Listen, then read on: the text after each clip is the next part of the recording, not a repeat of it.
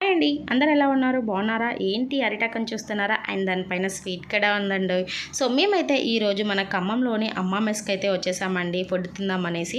So ఇక్కడ veg non veg రెండు ఉంటాయి. ఇంకా అలా 1 బై 1 కర్రీ అయితే యాడ్ అయిపోతూ ఉన్నాయి. ఇంకా నాకైతే స్వీట్ చూడంగానే అయితే నోరు లపలపలాడిపోయిందండి. ఇంకా నేనైతే ఆగలేక ఫాస్ట్ అయితే స్వీట్ అయితే ఒక పట్టు పట్టేశాను.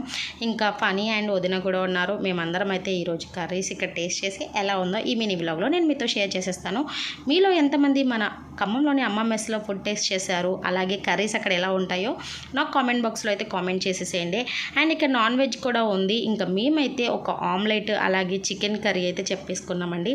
సో అవి కూడా చాలా బాగున్నాయి. ఇంకా ఫైనల్గా పక్కనే ఇంకా అప్పడాలు కూడా వచ్చేసాయి. ఇంకా నేనైతే ఫుడ్ అయితే ఎంజాయ్ చేసేస్తాను.